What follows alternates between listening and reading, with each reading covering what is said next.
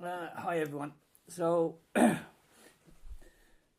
so we're going to carry on the conversation. You know, I have two lads here. Have come for lunch and everything, and we were just discussing over lunch the different things they're going through, and they've been in Moria camp for some time now.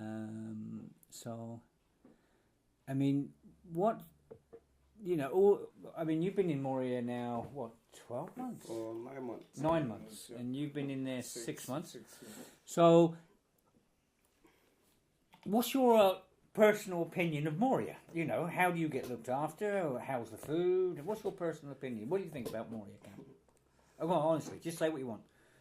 Well, Moria is part of the worst place one can be in life. So most of us have had so many experiences, and we've not had the one we have in Moria now. So Moria is a place where you wake up and you find yourself that, I don't believe what I'm saying. You know, when you come to food, it's nothing to write home about. Well, we thank God for being all this while, and we didn't have health issues, sickness or what. Not because we are more special about it, but just because the nature have made it for us to be in the position. You can imagine a place where you don't have good food, you don't have good accommodation. Throughout the winter, we pass through winter without even heater, without electricity. Snow is falling on us, on our tent. So after they go to online and they post that every person is fine. Why, it sounds so funny. Yeah, but everyone wasn't fine because people died in there over the winter. I know for a fact.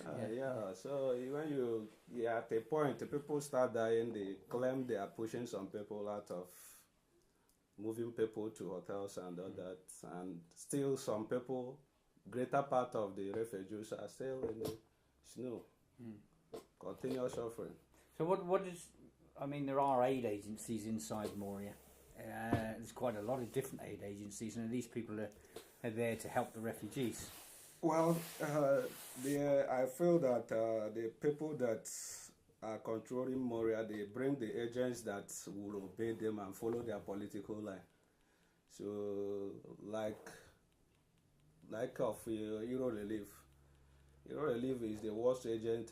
They call them Euro Relief. I believe that relief is to help somebody that is really in need of such. So Euro Relief are the people that you go to for a problem. Maybe you need a relief from them. They will tell you to come in the next 2 weeks or 1 week. Maybe such why you need that thing immediately to solve your problem. So if you want a coat or a jumper to keep warm, or if it's raining, it takes 2 weeks to get it. I personally have went to Euro Relief when the snow was snowing and my hand freezed for a glove. Yeah. Euro Relief practically tell me that I should come to next week. Okay. And I wonder if I should die before the next week.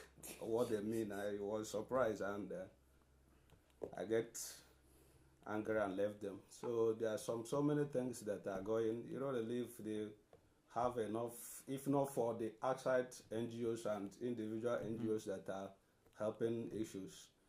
But if we depend on the government and the camp itself, the people that are managing the camp, I don't think we'll get to anywhere. In times of when somebody is sick, you go to hospital, they would take you to hospital, they give you paracetamol. Every sickness end up in paracetamol. Yeah, I've heard this. So it's become a joke, I know, amongst everyone. You know, if you break a leg, you get a paracetamol. Yeah, you get paracetamol. Yeah, if you, so, everything. So if you go frequently meet doctors, they will not write a paper to you and go to the hospital in Medellin. And when you go there, they give you 6 months appointment. Yeah. To come back in 6 months. Maybe you should go and die before the 6 months. Oh God. So practically everything in the camp. Are you talking of in terms of? Can you imagine that someone who stayed throughout the whole winter, there's no hot water in the camp to take a bath.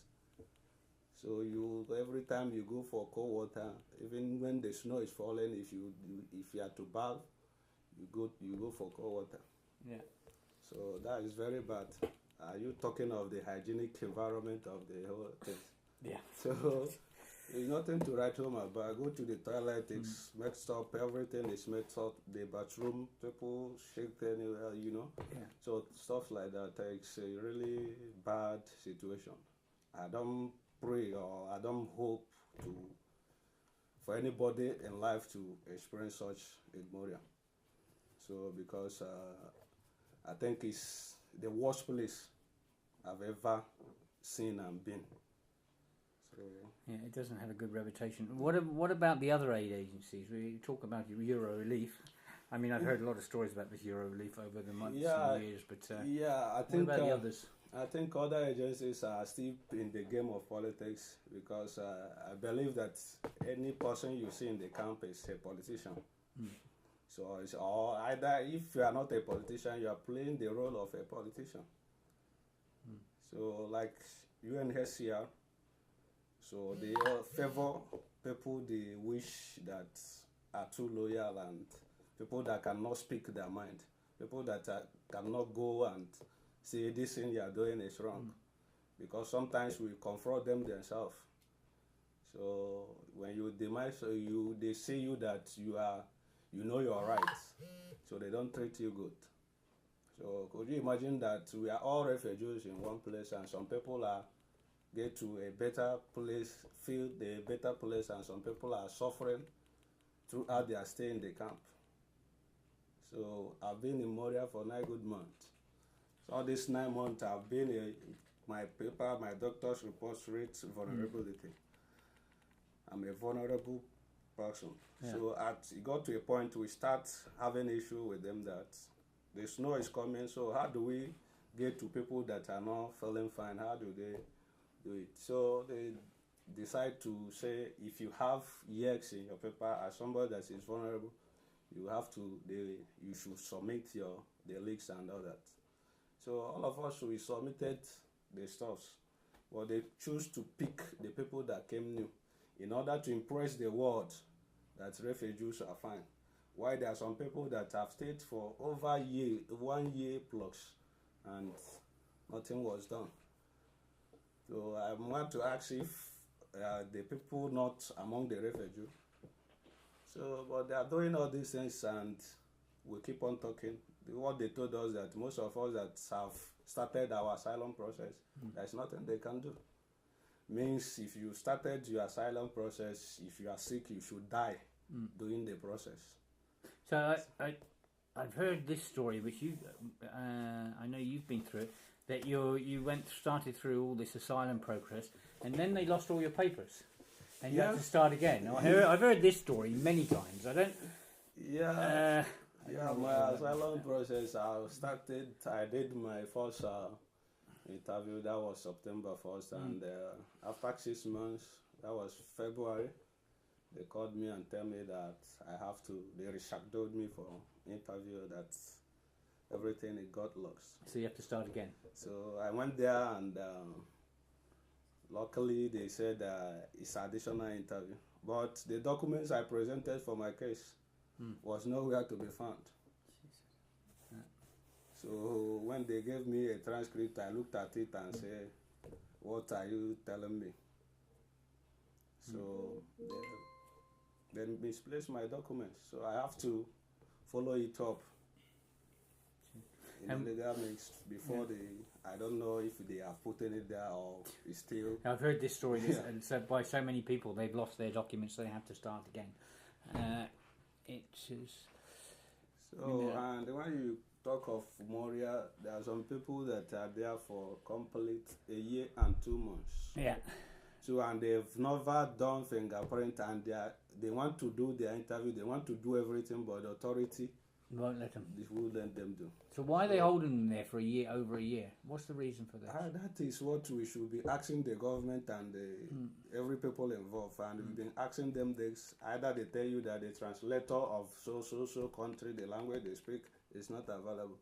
But I don't think that should be a case, because I believe that this is government. This is EU we are talking about. The translator is littered everywhere. But the boys today that are on the day 3 of their hunger strike Yeah. have been there over a year. They're from Syria, so they speak Arabic. So there's How gotta is there a be- problem with the there's gotta be translation? translations there from One Arabic. of them has been here so long now, he also speaks Greek. So his English is really good. So he's working It's as a for- translator. Yeah, for me, I don't think it's about the translate because even though we have a lesser population that speaks English and all that, but I think in each and every each and every country or denomination and nationals that you find in the camp, you always find one of them that speaks good English. Yeah. I found that on the You boats. know, There's you know, always because- someone that speaks yeah, English. Yeah, Yeah. because Yeah. if you go to the African community, you Yeah. find out like, okay, Yeah. they don't really speak English, Yeah. but somehow you find one of them who could speak good English. And Yeah. That's one thing that's one thing I noticed, especially over the last 6 months or so, because the actual community within Moria, as I know, they tried to keep them apart and they tried to split them up to cause problems and everything else. But the community within inside Moria is getting closer and closer because you're all suffering together. Yeah. And you all know you all know what each one of you are going through because of the conditions and everything else. And that's one thing that I liked. I thought was absolutely brilliant. Now they have their heads of each community and everything else. And Except like a council. What happened? Recently, something happened where remember we have majority of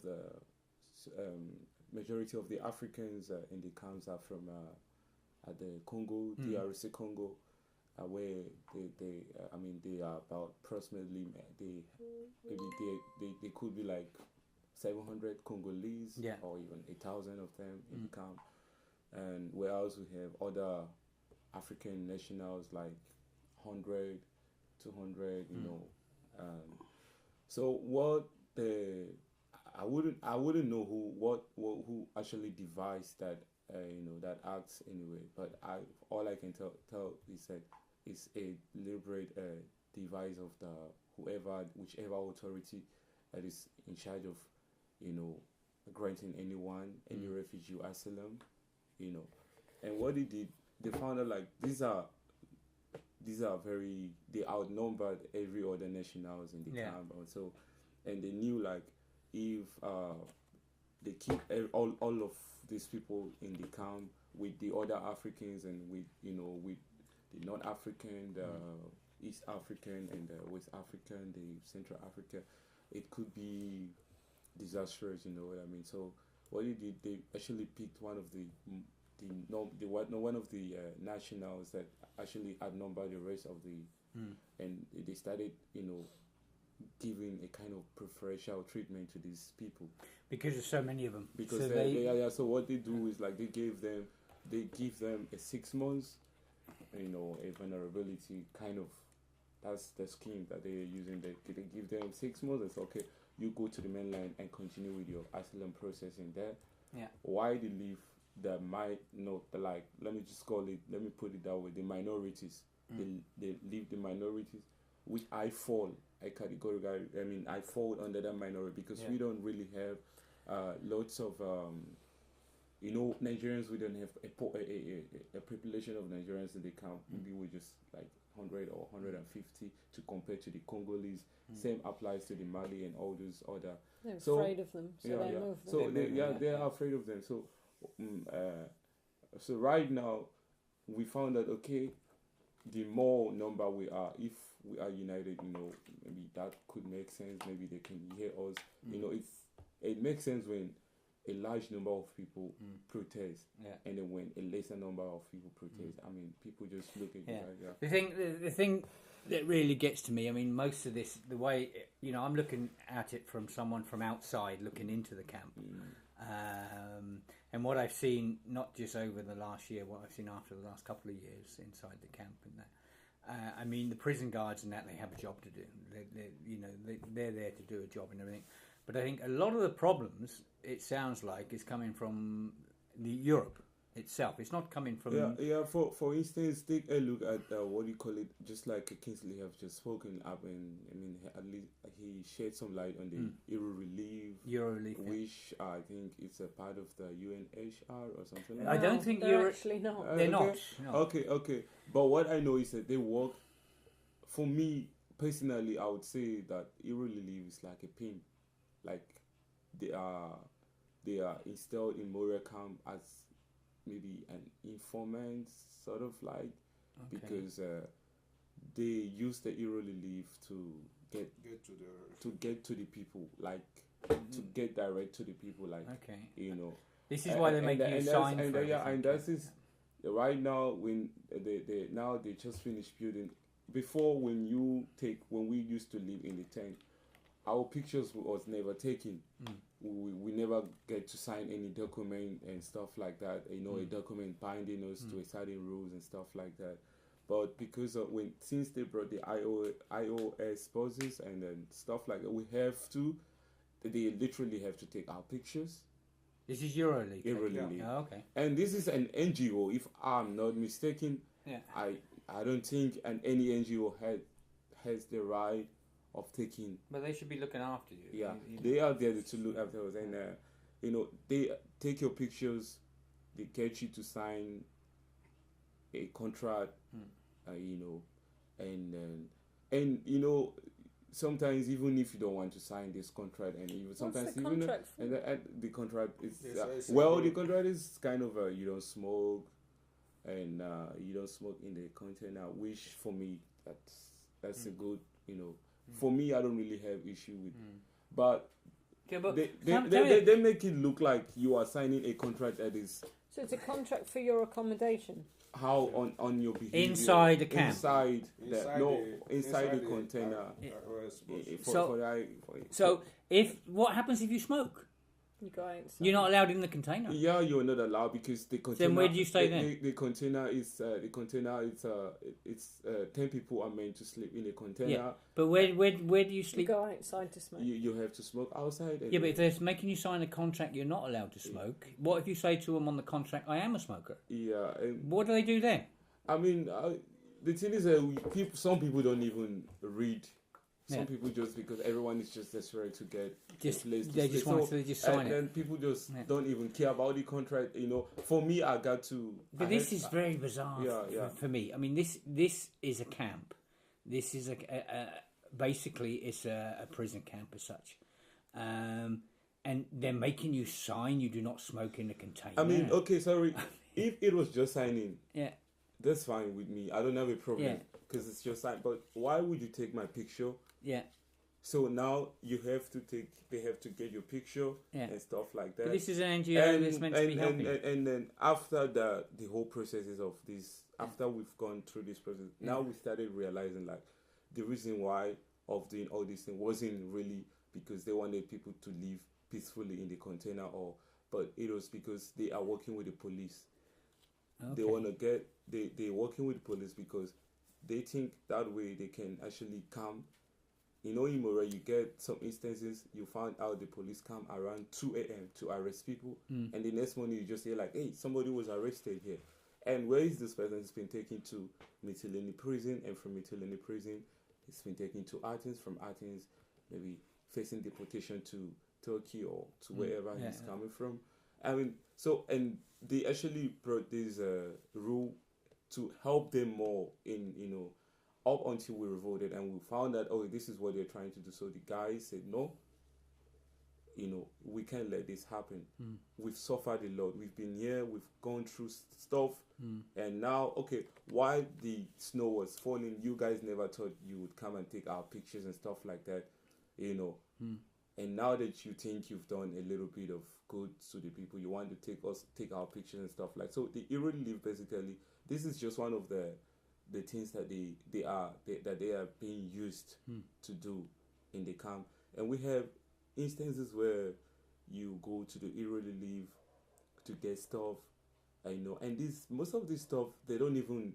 You see like NGOs from outside that are not allowed to come inside the camp. Yeah, I mean, a lot of people are not allowed in these there. NGOs, the only way they get to meet the refugees is that there's a lot they have to work in partnership Yeah. with Hero Relief, and when they work in partnership with this Hero Relief, NGO or whatever they call themselves, which I believe is a very big organization, which gets Good, yeah. a very big fundings from from different governments of the world and stuff like that. And you find like NGOs, people who run private NGOs coming to give them shoes because they weren't allowed to give it directly to the refugees. So, and they will be asked to give it to the Hero Relief. Yes, I know that. Now yeah. the Hero Relief will have to give it to the refugees. Yeah. And when these private NGOs comes to the camp, they don't, make the Hero Relief to sign any document or stuff like that before they deliver whatever they have to Yeah, I deliver. mean, we've had that instance time and time again. But the thing is that the Hero Relief gets this stuff from these private NGOs, like without any documentation, without nothing. But when it's time for the refugees to get this same stuff, now you have to go through a rigorous process before you can get whatever, like. One of the warehouses we put a lot of stuff in, they take a lot of stuff down to Moria, we take what we can from here, but I know a lot of times the Euro Relief will meet them at the gate and they have to get out of the van that is run by these small NGOs and these independent volunteers. They have to get out of the van at the gate, and a member of Eurolief gets in the van and takes all the stuff in. But they don't sign for the stuff. They're given the stuff to give to the refugees. Yeah. And yet when they're inside, I've heard this time and time again, like you're saying, they have to sign for it. They get their photograph taken. Exactly. Sometimes you have a week to wait, 2 weeks to wait. They make you jump through hoops.